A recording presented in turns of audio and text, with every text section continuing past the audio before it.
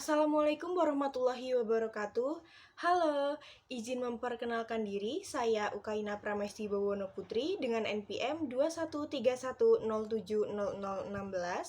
program studi Tasawuf Psikoterapi dengan mata kuliah Psikologi Konseling dengan dosen pengampu Ibu Wilia Novi Aryani, SUD MA. Oke, pada kesempatan kali ini saya membuat video praktik konseling untuk memenuhi tugas mata kuliah Psikologi Konseling. Sebelum mulai ke videonya, jangan lupa pencet tombol like, comment, and subscribe ke channel ini.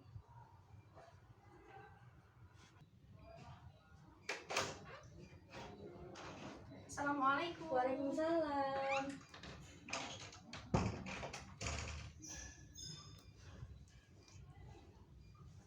Selamat datang di rumah konselor, Mbak. Maaf, boleh memperkenalkan diri dengan Mbak siapa namanya? Saya atas nama Istiqomah. Oh baik, saya sendiri Ukaina Pramesti sebagai konselor di rumah konselor ini, Mbak. Mbak, maaf, dengan siapa datang ke sini? Saya sendirian. Oh, seperti itu ya. Mbak, maaf, tahu rumah konselor ini dari mana ya sebelumnya? Saya tahu rumah konselor dari Instagram karena saya nggak sengaja lewat gitu terus berminat mau ke sini. Oh, seperti itu. Baik, berarti Mbak, tujuan Mbak datang ke sini pasti mempunyai suatu problem dan suatu masalah pastinya ya. Jadi Mbak bisa datang ke rumah konselor ini. Maaf, sebelumnya Mbak sudah tahu bahwa konseling itu apa seperti itu? Belum tahu. Belum tahu ya. Jadi baik, saya jelaskan sedikit di sini bahwa konseling itu merupakan proses bantuan terhadap klien dari konselor. Konselornya ini di sini saya dan kliennya ini Mbak, untuk membantu atau mendengarkan suatu problem dari klien tersebut. Nah, dalam konseling ini terdapat asas-asas yang perlu kita taati di sini. Yang pertama ini ada asas kerahasiaan. Jadi di sini Mbak tidak perlu khawatir akan tidak terjaganya rahasia. Insya Allah cerita Mbak di sini akan terjaga rahasianya seperti itu. Dan asas yang kedua yaitu asas kesukarelaan. Jadi Mbak datang berkonseling di sini atas dasar diri Mbak sendiri, tidak terpaksa. Mbak di sini atas kemauan sendiri atau terpaksa? Kemauan sendiri. Oh iya, baik. Dan asas yang terakhirnya asas keterbukaan. Nah, asas keterbukaan di sini bahwa jika dalam proses konseling ini harus dilakukan secara terbuka. Jadi gunanya untuk melancarkan nantinya proses konseling tersebut. Jadi Mbaknya terbuka saja, tidak apa-apa. Seperti itu. Baik, selanjutnya mungkin mohon maaf, saya nanti ada berganti acara. Jadinya saya memberikan waktu kurang lebih 15 menit untuk Mbak melakukan konseling di sini. Apakah cukup, Mbak? Cukup. Baik, jika nanti merasa kurang, boleh kita di konseling selanjutnya. Seperti itu ya, Mbak. Mungkin boleh langsung saja Mbak berkenan untuk menceritakan suatu problemnya atau masalahnya.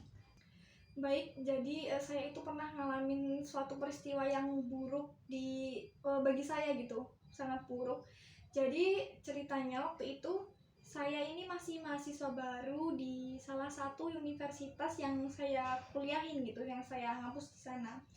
Waktu itu saya sudah selesai kuliah, sudah selesai ngampus, sudah waktunya pulang. Saya pulang jalan sendirian karena pada waktu itu teman saya ini sedang libur. Biasanya saya berangkat berdua, tapi waktu itu saya sendirian.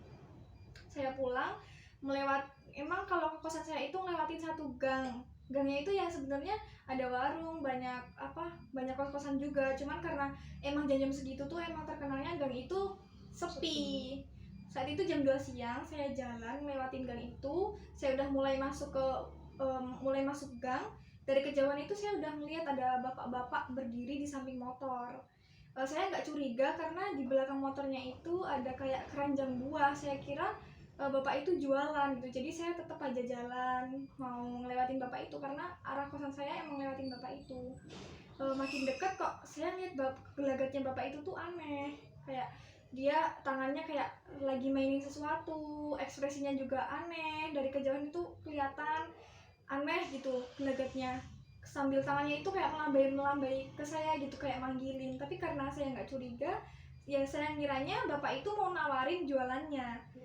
Terus saya jalannya makin dekat, mau ngeliatin bapak itu, kok saya rasa ini orang aneh gitu. Saya kan kalau ngeliat dari jauh itu agak nggak kelihatan ya, karena mata saya ini rabun. Terus saya nyipitin mata saya, ini orang kenapa, tak sipitin mata saya biar kelihatan gitu. Ternyata bapak itu mainin alat vitalnya, diliatin ke saya gitu. Saya takut di situ, takut, kaget, bingung. Jadi saya bingung mau gimana, harus gimana gitu, bingung. Saya cuma bisa nge-freeze di situ, diem.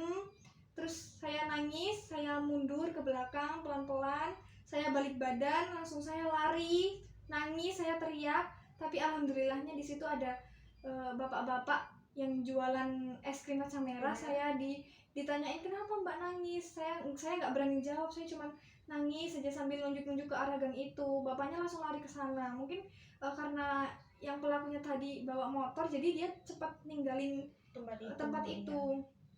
Terus di sana juga ada mas-mas yang lagi nungguin adiknya pulang kuliah. Saya ditanyain, mbak kosnya di mana? Di sana. Ya udah saya anterin pulang aja. Terus saya dianterin ke kosan. Sampai kosan saya tetap nangis saking shocknya. Jadi saya tetap nangis yang nangis histeris gitu, sampai teman kosan saya, teman sekamar saya itu bingung, ditanyain kenapa, tapi saya nggak berani langsung cerita.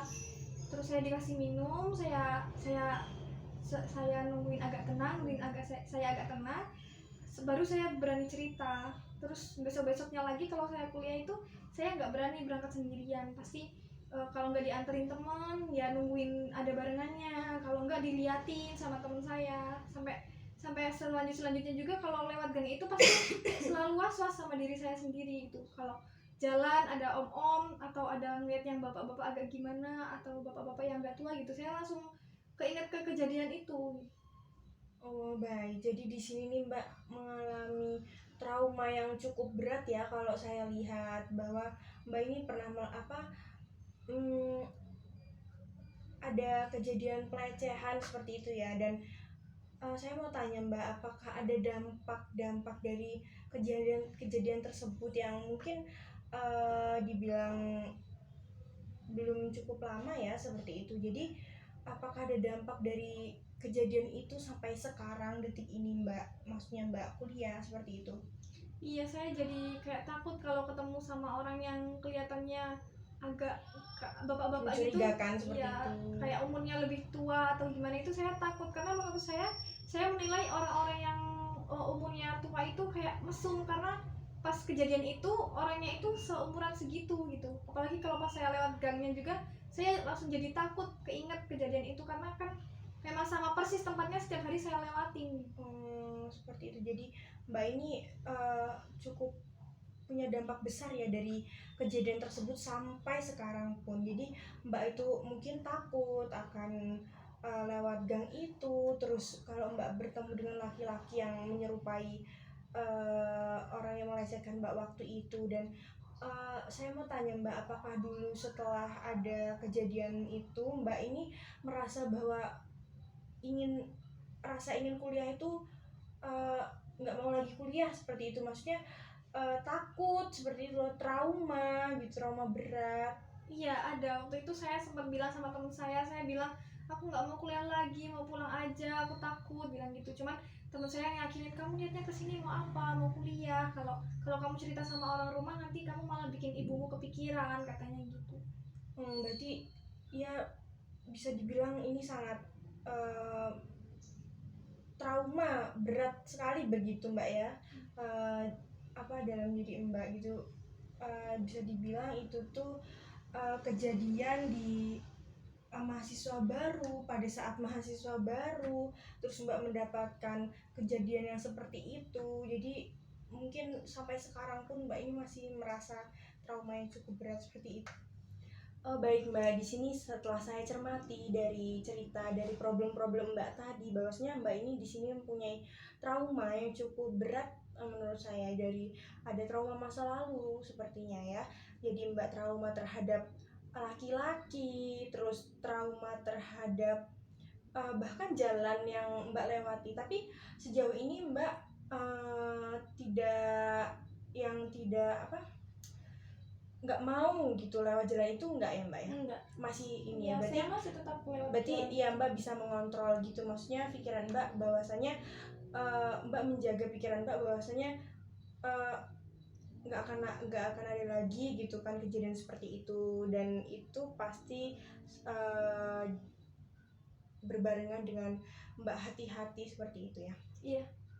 Oh baik, jadi saya sedikit memberikan solusi bahwasanya Mbak harus mempunyai pikiran yang positif saat melewati jalan tersebut. Mbak berpikir positif saja bahwasanya nggak ada lagi kejadian seperti itu.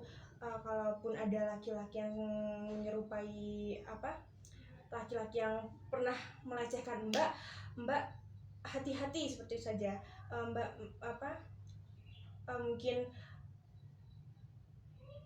mungkin dengan cara menghindarinya bisa seperti itu. Pokoknya Mbak selalu memikirkannya yang positif saja seperti itu, dan yang paling penting itu berhati-hati. Jadi